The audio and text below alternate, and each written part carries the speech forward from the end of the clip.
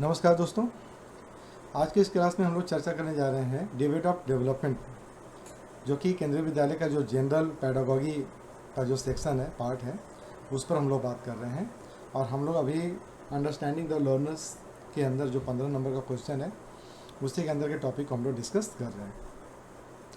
विकास की बहस। तो विकास की बहस आखिर है क्या? ठीक है, तो शिक्षा में विकास की बहस का तात्पर्य उन विभिन्न दृष्टिकोणों से है जो यह समझाने का प्रयास करते हैं कि बच्चों का विकास कैसे होता है। क्या यह जैविक कारणों से होता है या फिर इन्वायरमेंटल रीजन से होता है? क्या यह चरणबद्ध होता है या फिर सतत होता है? क्या यह सार्वभौमिक है या फिर संस्कृति विशिष्ट है? तो कहने का मतलब क्या हो गया कि whether development is guided more by nature, heredity और nurture environment, okay, whether it is happen in a stage or continuous process, and whether it is universal or cultural specific. So बात हम लोग कर रहे हैं कि जो डेवलपमेंट क्या होता है कि जो भी आपका जो सतत विकास हो रहा है बच्चे का, यानी कि बच्चे के अंदर में जो भी परिवर्तन हो रहा है, जो पॉजिटिव परिवर्तन हो रहा है, वो उसका विकास है, वो उसका डेवलपमेंट है। अब ये जो डेवलपमेंट है वो किन कारणों से हो रहा है, इस पर बहस हो रही है। तो आज का हमारा बहस भी इसी पर है। The debate of development refers to the ongoing discussion and contrasting perspective among psychologists and educators about how human development occurs. It explores how, कैसे, why, क्यों, and when, कब। ठीक है, तो individuals grow and change physically, okay, cognitively and emotionally and socially. इन सब चीज़ों पर हम लोग चर्चा कर रहे हैं कि जितने भी हमारे जो साइकोलॉजिस्ट हैं या फिर जो एजुकेटर्स हैं, वो सब जो है इन्हीं सब चीज़ों पर चर्चा कर रहे हैं। इट फोकस ऑन की क्वेश्चंस। तो इसमें कौन कौन सा ऐसा क्वेश्चन है, की क्वेश्चंस कौन कौन सा है जिस पर हम लोग फोकस कर रहे हैं? तो ये है nature versus nurture. Is development primarily due to genetic और एनवायरनमेंट, ठीक है, कंटिन्यूअस और versus discontinuous. Does development happens gradually or in clear stage, universal versus contextual. So are developmental patterns the same for all or vary by culture? Early versus later experience, which influence development more? Active versus passive learner, does the child shape their development or is shaped by external forces? So इन्हीं सब चीज़ों पर चर्चा हम लोग आज कर रहे हैं। So these debates guide educators and psychologists in planning instruction, assessing learners and understanding child behavior. तो ये जो हम लोग आज चर्चा करने जा रहे हैं, ये जो 5 पॉइंट हम लोग चर्चा कर रहे हैं, ये पांचों पॉइंट क्या करता है? टीचर्स को, एजुकेटर्स को, साइकोलॉजिस्ट को, ठीक है, ये सब जो बच्चों के लिए प्लानिंग करते हैं, कोर्स का प्लानिंग करते हैं, उनके लिए असेसमेंट कैसे होगा उसका प्लानिंग करते हैं, बच्चे के बिहेवियर को समझने की कोशिश करते हैं, उनको ये बहुत ज़्यादा हेल्प करता है। ये सारी चीज़ें उनको मदद करती है, मददगार साबित होता है। ये इसका हिंदी था, थोड़ा सा कोशिश कर रहा हूँ मैं कि हिंदी इंग्लिश दोनों आप लोगों को दें, लेकिन थोड़ा सा उसमें मेहनत ज़्यादा हो जाता है हिंदी इंग्लिश दोनों करने में, ठीक है। तो हम लोग जो बात कर रहे हैं यही होता है कि ये जो बहस है ना, डिबेट ऑफ डेवलपमेंट, ये क्या करती है? ये समझने में मदद करती है ना कि बच्चों को कैसे पढ़ाना चाहिए, उनकी व्यक्तिगत आवश्यकताओं के अनुसार शैक्षणिक रणनीति कैसे बनानी चाहिए। चलिए तो हम लोग बात करते हैं की point of development, debate of development. तो पहला क्या है? नेचर वर्सेस नर्चर का डिबेट, यानी कि स्वभाव बनाम संस्कार, ठीक है। तो नेचर क्या हो गया? स्वभाव हो गया। नर्चर क्या हो गया? संस्कार हो गया, ठीक है। तो यह बहस जो है ना, वो इस बात पर केंद्रित करता है कि बच्चे का विकास मुख्यतः आनुवांशिक गुणों के कारण से होता है या फिर पर्यावरण और अनुभव के कारण होता है। तो पर्यावरण और अनुभव कहने का मतलब क्या हो गया? सराउंडिंग, इन्वायरमेंट, है ना, इन्वायरमेंट्स, और जहाँ पर बड़े बूढ़े जो भी हैं वो सब रहते हैं, पूरा सोसाइटी रहता है। सोसाइटी में कौन आता है? चाचा, मामा, नाना, नानी, दादा, दादी, मौसा, मौसी, फूआ, फूफी, सब आते हैं। तो उन लोगों को के बीच रह करके वो क्या सीख रहा है? सोसाइटी, समाज के बीच में रह के क्या सीख रहा है, उससे होता है। या चलिए एक उदाहरण यहाँ पर है कि यदि एक बच्चा बुद्धिमान है तो क्या यह उसके माता पिता से विरासत में इसको मिला ही है, ठीक है, टैलेंट, ठीक है, यानी कि वो नेचुरल है, या फिर अच्छे शिक्षक और अच्छे वातावरण के कारण इसके अंदर में ये बुद्धिमत्ता का गुण आया है। तो ये एक बहस का विषय है। तो यही होता है कि नेचर से हुआ या फिर नर्चर से हुआ। The nature and versus nurture debate is one of the oldest and most important debate in developmental psychology. ठीक है, it tries to answer the question. ये क्या कह रहा है कि नेचर वर्सेस नर्चर जो डिबेट है ना, वो एक सबसे पुराना और सबसे इम्पोर्टेंट बहस है। ठीक है, जो बताता है कि भाई सभी लोग जितने भी साइकोलॉजिस्ट हैं वो सब इस पर डिबेट करते हैं, बहस करते हैं कि क्या कारण है किसी के बच्चे का जो पॉजिटिव ये होता है उसके पीछे क्या रीज़न होता है। Is human development primarily shaped by genetics और नेचर और by environment and experience, okay, whatever he get from the surrounding. So यहाँ पर बात आती है। तो हम लोग थोड़ा सा देखते हैं अलग अलग कि नेचर क्या, स्वभाव क्या होता है। तो स्वभाव क्या है, refers to biological and genetic factors. स्वभाव क्या होता है, स्वभाव एक बायोलॉजिकल गुण है। ठीक है, कोई बच्चा अगर स्वभाव से ही एरोगेंट है, हम लोग बोलते हैं स्वभाव से ही एरोगेंट है, मतलब वो बचपन से ही उसके अंदर वो गुण है, पैदाइशी गुण है उसके अंदर। ठीक है, तो nature is a biological and genetic factors, okay, suggest that trait like intelligence, personality and talent are inherited from parents. तो कुछ क्या होता है, जैसे कि इंटेलिजेंस है, पर्सनैलिटी, उसका चेहरा मोहरा है, स्मार्टनेस है, टैलेंट होता है, ये सब क्या होता है, इनहेरिट कर लेता है पेरेंट्स से। सपोर्ट कुछ कर रहा है क्या कि believes that, supporters believe that development is pre determined by DNA. अब कुछ लोग क्या कहते हैं, विश्वास करते हैं इस चीज़ पर कि जो डेवलपमेंट है तो वो डेवलपमेंट क्या है, प्री डिटरमाइंड है, डीएनए के द्वारा पहले से वो डिसाइड कर लिया गया है ना, प्री डिटरमाइंड, पहले से मान लिया कि जो डीएनए आ रहा है ना, मम्मी पापा का डीएनए, ठीक है, उनके मम्मी पापा का डीएनए, वो सारे का सारा डीएनए जो है वो मिल करके इसके अंदर आ रहा है। तो ये ऑलरेडी प्री डिटरमाइंड है, पहले से है। A child may be naturally talented in music because of family genes. ठीक है, कि अगर कोई पापा उसके या मम्मी उसके म्यूजिशियन है तो बेटा भी म्यूजिशियन बनेगा, एक मानने की बात हो रही है कि वो अपने गुण लेगा अपने मम्मी पापा से। Identical twins raised separately still show similar traits. यानी कि जो ट्विंस होती हैं ना, उसमें क्या होता है, आइडेंटिकल ट्विंस एकदम समान चेहरा सब कुछ है, उसमें क्या होता है, separately still show similar traits, यानी कि दोनों में भी कुछ कुछ समानताएँ मिलती है। नर्चर संस्कार रेफर टू इन्वायरमेंटल इन्फ्लुएंस, सामाजिक या वातावरणीय प्रभाव। ठीक है, upbringing, culture, education and life experiences, ये सब क्या होता है, हमें अपने आसपास से मिलता है। ठीक है, ये that development is moulded by surroundings and learning. ये क्या कर रहा है कि जो डेवलपमेंट है वो क्या होता है, मोल्ड होता है, कैसे, आपके आसपास के वातावरण के, आसपास के रहने वाले लोगों से, उनके बिहेव से, उनके चाल चलन से आप भी प्रभावित होते हैं, है ना। दैट अर्ज that behaviours and abilities can be shaped over time. और ये बताता क्या है कि बिहेवियर और जो क्षमता है, एबिलिटी जो है, वो समय के साथ साथ डेवलप करता है। ठीक है, अगर आप अच्छे लोगों के साथ रहेंगे तो धीरे धीरे आपके अंदर में अच्छे अच्छे गुण आने लग जाते हैं। ठीक है, और अगर आप बुरे के साथ रहेंगे तो आपके अंदर भी धीरे धीरे अच्छे बुरे बुरे गुण आने लग जाते हैं। A child raised in a supportive and literate environment becomes academically strong. अगर घर का ही वातावरण पढ़ाई लिखाई का हो तो बच्चा स्वाभाविक रूप से पढ़ने लिखने वाला बनता है। अ शाई child becomes confident after participating in school activity. सही बात है कि जो बच्चा शर्मिला होता है बचपन में, वो उसके अंदर भी कॉन्फिडेंट बढ़ जाता है जब वो स्कूल के प्रोग्राम में पार्टिसिपेट करता है। तो ये क्या होता है, ये संस्कार का, ये नेचर नर्चर के कारण आता है।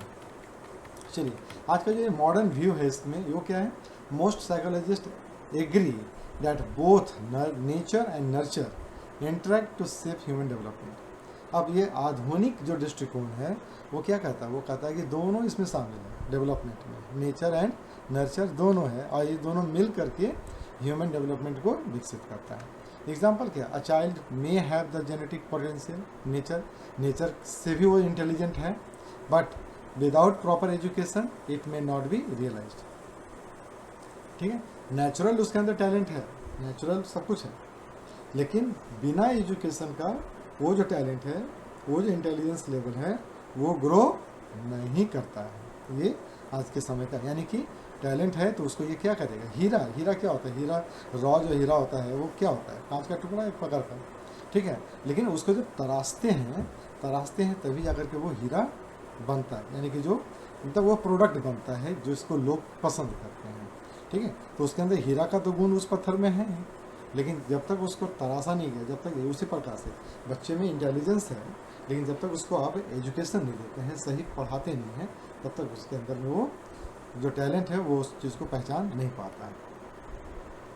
क्या मानव विकास मुख्यतः आनुवंशिकता यानी कि स्वभाव से होता है या फिर पर्यावरण और अनुभव संस्कार से होता है, ठीक है। अब देखिए दूसरा चीज़ यहाँ पर आ रहा है हम लोग के पास में, स्वभाव नेचर हम लोग बात किए थे, चूँकि हिंदी थोड़ा सा मैं कर रहा था, लेकिन ठीक है कोई बात नहीं, हिंदी वालों के लिए अच्छा है, समझेंगे वो। दूसरा आता है हमारे पास में कंटिन्यूअस वर्सेस डिसकंटिन्यूअस डेवलपमेंट, सतत बनाम चरणबद्ध, ठीक है। अब सतत का मतलब क्या है और चरणबद्ध का मतलब क्या होता है।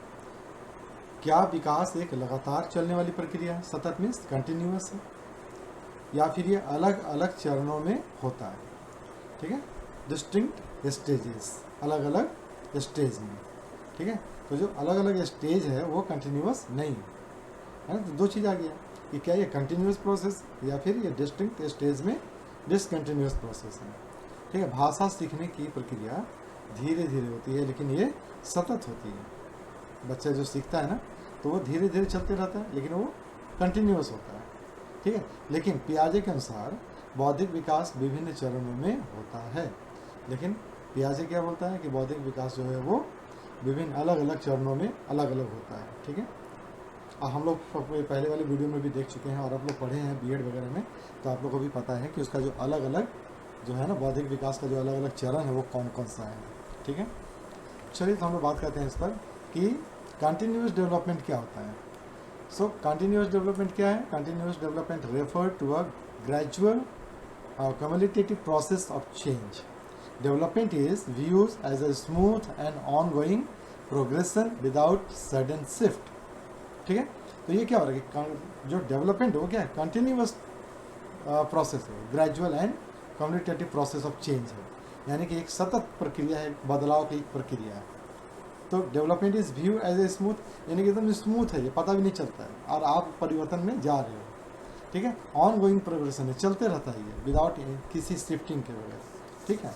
तो इसका फीचर्स क्या क्या है, चेंज इज क्वांटिटेटिव है, मात्रात्मक, individuals grow by adding more of the same kind of skill, quantitative है, यानी कि बदलाव आता है, इंडिविजुअल्स जो है ना वो क्या करता है अलग अलग तरह के स्किल्स को, सेम काइंड ऑफ स्किल, यानी कि एक ही प्रकार के स्किल को वो जोड़ता है, ठीक है, अलग अलग जोड़ता है, ठीक है।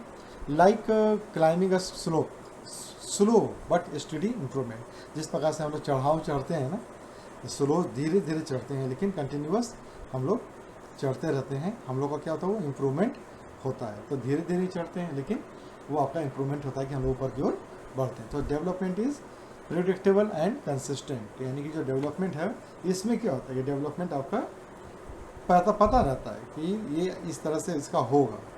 अगर हम लगातार पढ़ते रहें 2-3 महीने केंद्रीय विद्यालय की एग्ज़ाम की तैयारी करते रहें तो हमें पता है कि हम परीक्षा पास करेंगे, ठीक है, और कंसिस्टेंट रहेंगे तो, है ना। तो प्रेडिक्टेबल है ये कि अगर हम कंसिस्टेंट वे में कंटिन्यूअस स्टडी कर रहे हैं तो केंद्रीय विद्यालय का एक सीट मेरे नाम से बुक हो जाएगा, ठीक है। तो this is called continuous process. तो a child gradually learnings vocabulary over time, तो बच्चा जो है वो क्या करता है ग्रेजुअली लर्न कर लेता है, यानी कि वोकेबलरी अगर वो एक एक करके याद करता है तो धीरे धीरे लंबे समय में उसके पास बहुत सारी चीज़ें हो जाती हैं। अब ये भी steadily gaining weight and height, एक बच्चा जो है ना उसका वजन और उसका साइज़ छोटा होता है लेकिन धीरे धीरे समय के साथ उसका वजन और हाइट बढ़ता चला जाता है, यानी कि ये कंटिन्यूस है। ऐसा तो कभी नहीं होता है कि उसका हाइट रुक जाए या उसका फिर वेट ना बढ़े। Intellectuals ability improving little by little with age, बौद्धिक विकास भी जो होता है ना, बौद्धिक गुण जो होता है वो भी क्या होता है धीरे धीरे थोड़ा थोड़ा एज के अनुसार बढ़ता है। थियोरिस्ट सपोर्टिंग कंटिन्यूअस डेवलपमेंट, ठीक है, ले व्यवस्थित जो कहते हैं ना वो कहते हैं क्या है कि emphasize social interaction and gradual cognitive growth, ठीक है। और इंफॉर्मेशन प्रोसेसिंग थियोरिस्ट जो होता है ना वो क्या बोलते हैं, focus on gradual improvement in attention और मेमोरी एटसेट्रा, इन सब सारी चीज़ों पर वो बात करते हैं। तो इसको हमेशा याद रखिएगा कि कौन क्या बात बोलता है, ठीक है, और किस सेंस में बोला है, ये सब हमेशा याद रखना है। ये MCQ वगैरह में मस्त आएगा। डिसकंटिन्यूस डेवलपमेंट क्या होता है, विच्छिन्न मतलब टूट टूट करके होना। So discontinuous development view development as taking place in distinct stage, टूट टूट करके, छोड़ छोड़ करके। They are new way of understanding and responding emerge at a specific time, जहाँ पर क्या होता है, नए नए जो तरीके होते हैं, नए नए जो रास्ते होते हैं ना समझने के, सीखने के, रिस्पॉन्ड करने के, वो समय समय पर आपको मिलते रहते हैं। इसमें क्या होता है कि चेंजेस इज क्वालिटेटिव होता है, उसमें क्वांटिटी, इसमें क्वालिटेटिव होता है। It involves changes in kind, structure and organization, ठीक है। तो ये क्वालिटेटिव है, क्वालिटी में डेवलपमेंट हो रहा है, ठीक है, आपका स्ट्रक्चर बदल रहा है, आप पूरा का पूरा जो व्यवस्था है वो बदल जाती है। Climbing stair development occurs in lifts और स्टेज, ठीक है, जिस प्रकार से हम लोग सीढ़ी चढ़ते हैं तो स्लोप चढ़ना कंटिन्यूस होता है, सीढ़ी चढ़ना स्टेप बाई स्टेप होता है, ठीक है। तो आप इसमें क्या कर सकते हो, जंप भी मार सकते हो, 2 सीढ़ी एक बार में जंप करके, 3 सीढ़ी एक बार में जंप करके, ऐसा करके भी आप जा सकते हो। Each stage is qualitatively different from previous one, और हर स्टेज जो होता है इसका वो पहले वाले से बेटर होता है, बेस्ट मतलब कि अच्छा होता है, ठीक है, डेवलप्ड होता है। A child suddenly beginning to speak in sentence, अगर कोई बच्चा भाषा सीख रहा है, अब वो भाषा सीख रहा है तो वर्ड बोलते बोलते आप देखते हैं ना कि अचानक से एक दिन सेंटेंस बोल देता है, ठीक है, वर्ड बोलते बोलते सेंटेंस बोल देता है। तो moving from concrete thinking to abstract thinking, ठीक है। अभी क्या होता है, पियाजे का यहाँ पर जो थ्योरी था कि डेवलपमेंट क्या होता है, कॉन्क्रीट से एब्स्ट्रैक्ट की तरफ जाता है। Emotional development stage like Erikson's psychological stage क्या है यहाँ पर, कि जो बच्चा जो होता है वो इमोशनल, आपका जो डेवलपमेंट स्टेज जो होता है वो भी आपका क्या होता है, अचानक से चेंज होता है, अचानक आपके अंदर वो आता है। सो जेन पियाजे जो है वो क्या बोलते हैं, कॉग्निटिव डेवलपमेंट थ्योरी का सिद्धांत वो लोग बताए थे। और सिगमंड फ्रॉइड जो है वो साइकोसेक्सुअल स्टेज के बारे में बताते हैं, और एरिक एरिक्सन जो है वो साइकोलॉजिकल डेवलपमेंट थ्योरी के बारे में बताते हैं। चलिए तीसरा हम लोग देखते हैं, यूनिवर्सल वर्सेस कॉन्टेक्चुअल्स डेवलपमेंट, ठीक है। अब यहाँ पर क्या हो रहा है कि क्या सभी बच्चे में विकास का पैटर्न एक जैसा होता है, या फिर वे सामाजिक सांस्कृतिक दृष्टिकोण के अनुसार अलग अलग होते हैं, ठीक है। तो ये कैसा होता है। दूसरा ये कह रहा है क्या कि चलना सीखने की उम्र लगभग सार्वभौमिक है, लेकिन सामाजिक कौशल अलग अलग संस्कृतियों में अलग अलग हो सकता है। तो ये क्या होगा, यूनिवर्सल वर्सेस कॉन्टेक्चुअल, ठीक है। तो यूनिवर्सल डेवलपमेंट क्या होता है देखते हैं हम लोग। Universal development refers to the common pattern of growth and change.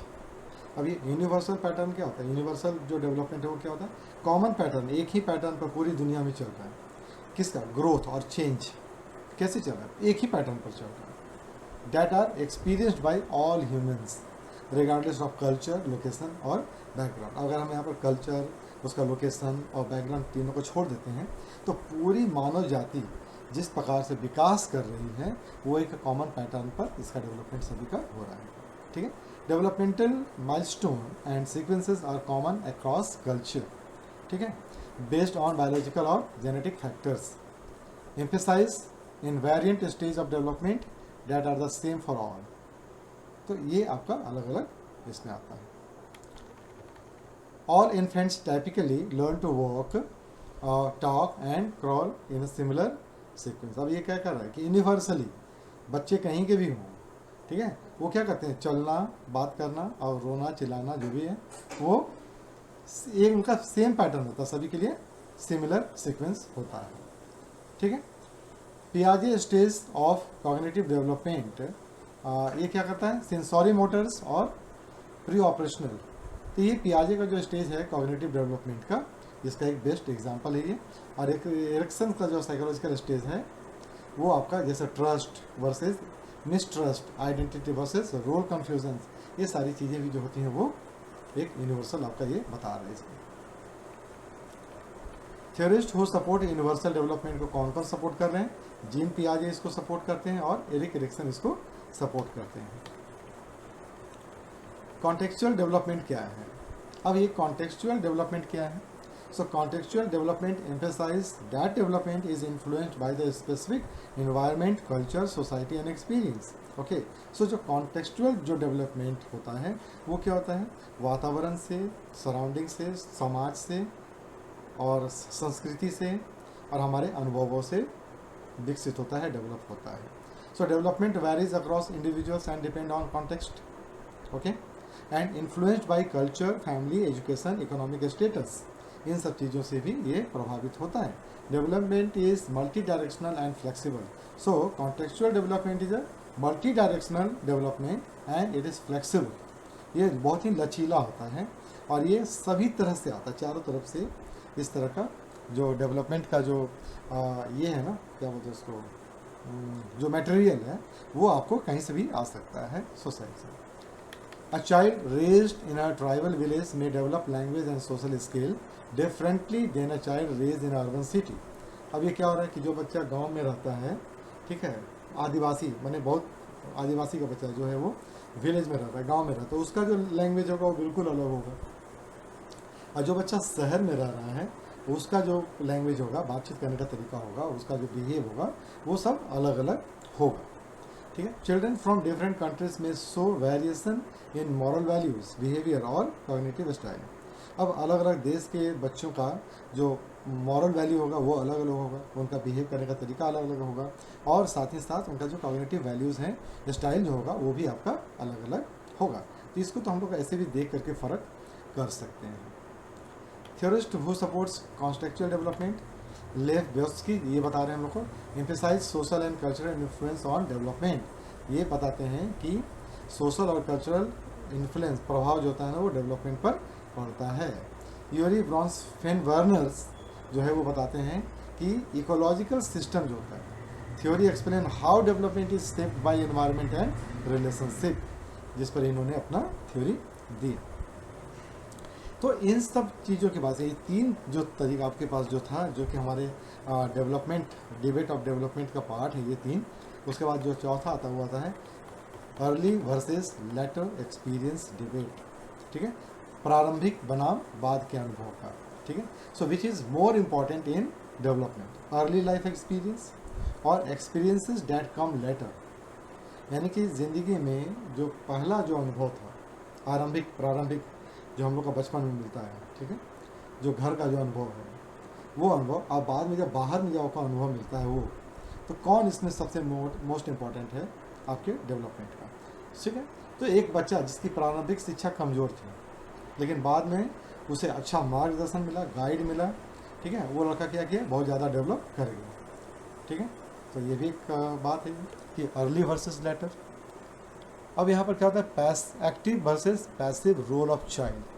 ठीक है, तो active versus passive role of child क्या होता है कि क्या बच्चा अपने विकास में सक्रिय भागीदार होता है या केवल पर्यावरण से मिलने वाले ज्ञान को ग्रहण करता है। एक्टिव और पैसिव, एक्टिव बच्चा क्या होता है, जो खुद पार्टिसिपेट कर रहा है अधिगम में, जहाँ पर कक्षा में अधिगम चल रहा है, उस अधिगम के प्रोसेस में, प्रक्रिया में बच्चा जो है वो खुद से पार्टिसिपेट कर रहा है। ठीक है, एक्टिव है ना, वो सक्रिय भागीदार है उसमें।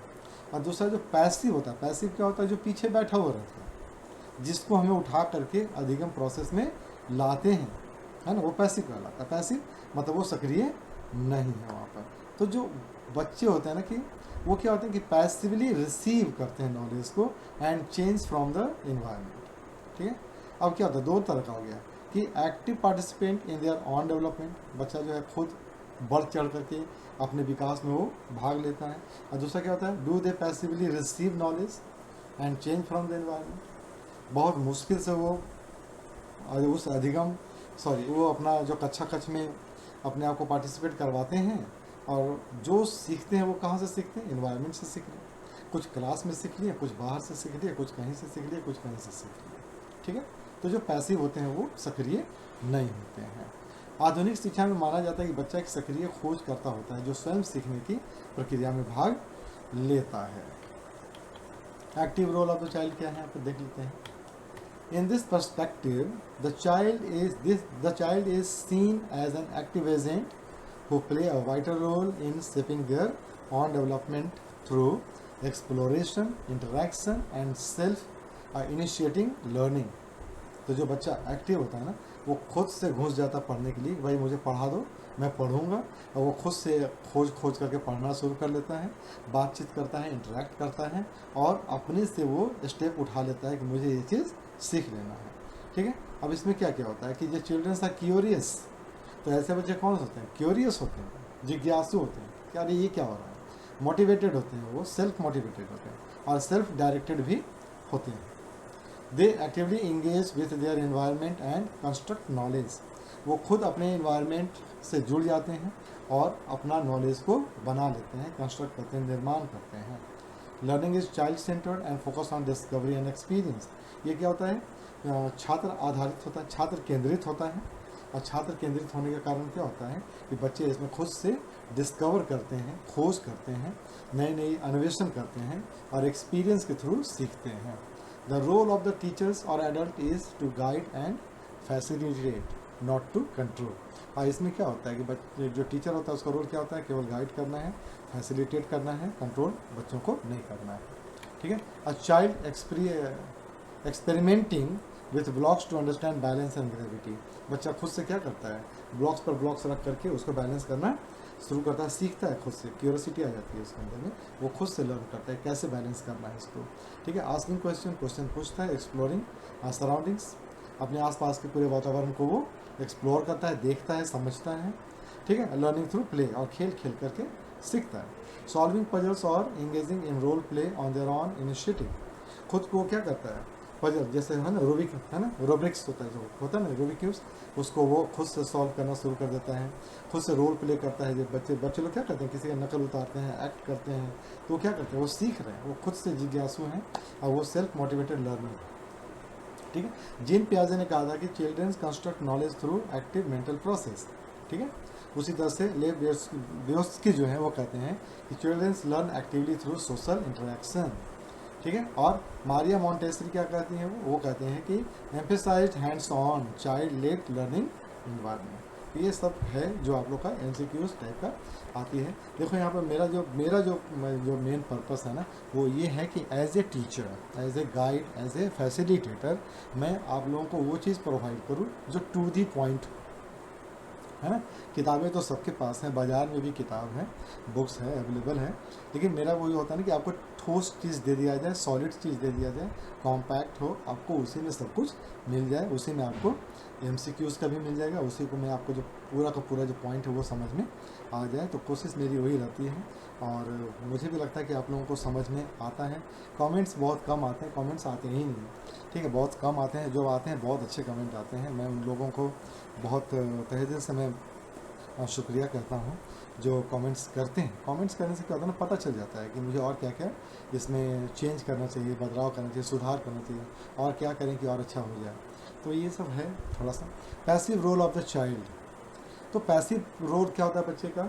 The child is seen as a passive recipient of knowledge and experience shaped primarily by external influence like adult, society and environment. तो बच्चे जो होते हैं ना, सीखने में उतना ज़्यादा इंटरेस्ट नहीं लेते हैं, वो बैठे रहते हैं और वो क्या करते हैं, उनको सीखने के लिए मोटिवेट करता है कौन? बड़े लोग करते हैं, सोसाइटी करती है, और अपने आसपास के वातावरण से मजबूरी में वो फोर्स हो जाते हैं सीखने के लिए। Learning is adult directed and based on instruction और imitations. Okay, children respond to stimuli, rewards and punishment. Development is seen as something that happens to the child, not created by them, or emphasis on rote learnings and external discipline. ये बहुत ही common चीज़ है, बहुत ही आसान है, तो ये देख के समझ में आपको आ जाएगा। A teachers lecturing while children passively listen and memorize. अब कल क्लास में टीचर जो है समझा रहे हैं, लेक्चर दे रहे हैं, समझा रहे हैं, बच्चे क्या कर रहे हैं? उसको सुन रहे हैं और मेमोराइज, याद करने की कोशिश करते हैं। Rewarding a child for repeating a behaviour, हम लोग क्या करते हैं? बच्चे ने अच्छा काम किया, उसको गिफ्ट दे रहे हैं, उसको रिवार्ड दे रहे हैं, और क्या कह रहे हैं कि आप अगली बार भी ऐसा अच्छा करना। ठीक है, तो ये फोर्स किया जा रहा है। Children's following rules without understanding why, ऐसे बच्चे क्या होते हैं? जो पैसिव बच्चे होते हैं ना, वो केवल बस आपने बोल दिया उसको फॉलो करते हैं, क्यों करना है ये पूछने की उनकी हिम्मत नहीं होती है। बस बोल दिया चलो तो चलना, ठीक है, बोल दिया गिरना है तो गिर जाओ, लेकिन पूछना नहीं कि क्यों गिरना है, और गिरने के बाद चोट लगी है क्यों गिर जाएगा, तो ऐसा उसके अंदर नहीं होता, केवल फॉलो करते हैं। ठीक है, John B Watson and B F Skinner जो थे, उन्होंने बिहेवियरिज्म पर अच्छा खासा उन्होंने काम किया, और उन्होंने बताया क्या कि emphasize environmental control over behaviour. ठीक है, और classical and operant conditioning theories जो था वो एज्यूम कर लेता है, मान लेता है कि चाइल्ड क्या करता है, रिस्पॉन्ड टू एक्सटर्नल स्टिमुली पर, यानी कि बाहरी जो होता है उस पर वो रिस्पॉन्ड करता है। ये किनका मानना था, classical and operant conditioning theory के अनुसार। चलिए सर, ये तो वो तो हम लोग के पास में था, ये जो हम लोग ने डिस्कस किया अभी, ये सब का सब था कौन, डिबेट ऑफ डेवलपमेंट का अलग अलग उसका एरिया था जहाँ पर बहस होते रहती है। Educational implication of the debate of development कहाँ होता है, curriculum should consider individual difference. जब हम लोग पाठ्यक्रम का जब निर्माण कर रहे हैं, करिकुलम हम लोग जब बनाते हैं, तो वहाँ पर व्यक्तिगत विभिन्नताओं का भी ध्यान रखा जाता है। तो डिबेट ऑफ डेवलपमेंट करने से हम अलग अलग चीज़ों पर जो बहस किए डेवलपमेंट पर, उसका जो अलग अलग पॉइंट बना, उन्हीं सभी पॉइंट का हम लोग क्या करते हैं, एजुकेशनल इम्प्लीकेशन जो होता है कैसे करते हैं, वो हम लोग अभी देख रहे हैं। ठीक है, शिक्षण पद्धति लचीली और अनुकूलनीय होनी चाहिए, यानी कि teaching should be flexible and adaptable. ठीक है, and teacher must understand the background of each child. ठीक है, a balance focus on heredity and environment is needed. तो इन सब चीज़ों पर हम लोगों को वहाँ पर फोकस करना चाहिए। ठीक है, द डिबेट ऑफ डेवलपमेंट जो है वो क्या कहता है, विकास की बहस यह दर्शाती है कि विकास एक जटिल प्रक्रिया है जो कई कारकों से प्रभावित होती है, और एक अच्छे शिक्षक को सभी दृष्टिकोणों को समझकर ही प्रभावित शिक्षण कार्य करना चाहिए। तो आज के क्लास में बस इतना ही। आप लोग चैनल को ज़रूर से ज़रूर सब्सक्राइब कीजिए, लाइक कीजिए और हमें सपोर्ट करते रहिए। तब तक के लिए नमस्कार।